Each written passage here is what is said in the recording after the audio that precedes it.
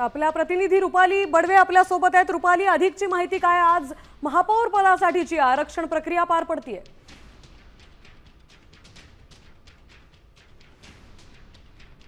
आतापर्यंत आपण जर पाहिलं तर जवळपास 4 महापालिकांचा जो आरक्षण सोडत आहे ती जाहीर झालेली आहे। त्याच्यामध्ये लातूर आणि जालना यांच्यासाठी महिला एससीची जी जागा आहे ती खरं तर राखीव झालेली आहे। ठाण्यामध्ये सुद्धा एससी ह्या प्रवर्गासाठी हे महापौर पद जे आरक्षित झालेलं आहे। तर दुसऱ्या बाजूला कल्याण आणि डोंबिवली इथे एसटी साठी खरं तर हे महापौर पद जे ते सध्या राखीव झालेलं आहे। अद्यापही आणखी काही महानगरपालिका आहेत त्यांचे अजून आरक्षण सोडत खरं तर बाकी आहे आणि त्या महानगरपालिकेमध्ये कोणत्या प्रवर्गातला महापौर बसणार यासाठीची हे संपूर्ण कळण्यासाठी खरं तर पुढचा काही वेळ खरं तर दावा आपल्याला द्यावं लागणार आहे। मात्र आपण जर पाहिलं तर मागच्या काही दिवसामध्ये जशा पद्धतीने ठाणे असेल, केडीएमसी असेल, मुंबई महानगरपालिका असेल यांची एक मोठी चर्चा होताना पाहायला मिळत होती। जालन्यामध्ये सुद्धा पहिल्यांदाच खरं तर महानगरपालिकेसाठी खरं तर निवडणूक जी आहे ती पार पडलेली आहे आणि त्या ठिकाणी सुद्धा आपण जर पाहिलं तर जालन्यामध्ये एससी महिलासाठी खरं तर हे आरक्षण जे त्याची सोडत निघाल्याचं आपल्याला कळत आहे आणि याच अनुषंगाने आता पुणे असेल किंवा इतर महानगरपालिका असेल, मुंबई असेल यांचं सुद्धा महापौर पदाचं जे आरक्षण आहे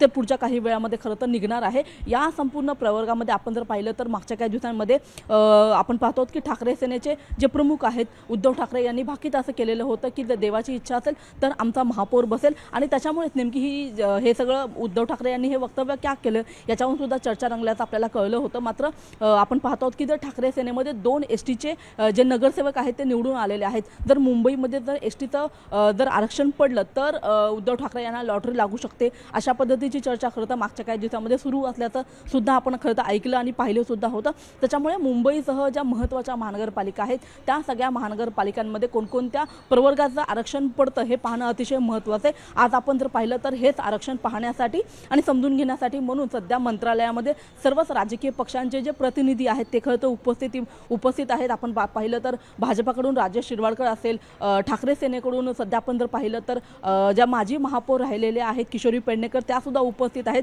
त्याच्यामुळे या मुंबई महानगरपालिकेच्या या निवडणुकीनंतर आता खरं तर मुंबईसाठी कोणतं आरक्षण पडतं हे पाहणं अतिशय महत्त्वाचं आहे। कारण की आपण जर पाहिलं तर ठाकरे सेना आणि मनसे यांची खरं तर युती होती आणि त्यांना ज्या जागा मिळालेल्या आहेत तो आकडा देखील कमी नाही आहे। तर आपण पाहतो की त्याच्यामुळे कुठेतरी नगरसेवक फोडण्याचं जे राजकारण होतं ते मागच्या काही दिवसापासून सुरू होतं। आता सुद्धा आपण पाहत आहोत की एका बाजूला भाजप आणि शिंदे सेने यांच्या युतीला कुठेतरी मॅन्डेट मिळालेलं आहे। मात्र मधल्या काही दिवसांमध्ये ठाकरे सेनेचे अनेक जे नगरसेवक होते त्यांना खरं तर हॉटेलमध्ये ठेवण्यात आलं होतं, याच्यावरून राजकारण झालं होतं। त्याच्यामुळे कोणत्या प्रवर्गाचं आरक्षण मुंबईसाठी पडतं हे खरं तर पाहणं अतिशय महत्त्वाचं आहे। ज्या पक्षाला आणि ज्या युतीला खरं तर बहुमत मिळालेलं आहे त्यांच्याकडे कोणता हा प्रवर्गातला व्यक्ती असणार आहे का हे पाहणं अतिशय महत्त्वाचं आहे आणि त्याच्यानंतर खरं तर वेगळ्या राजकारणाला नवीन एक रंग मिळताना आपल्याला पाहायला मिळणार आहे। मात्र मागच्या काही दिवसांमधून सातत्याने कोणत्या प्रवर्ग असेल याच्यावरून वेगवेगळ्या राजकीय पक्षांमध्ये खरं तर चर्चा होताना पाहायला मिळत होती आणि आता आपण बघतो की केवळ 4 महानगरपालिका जे आहेत त्यांचं जे आरक्षण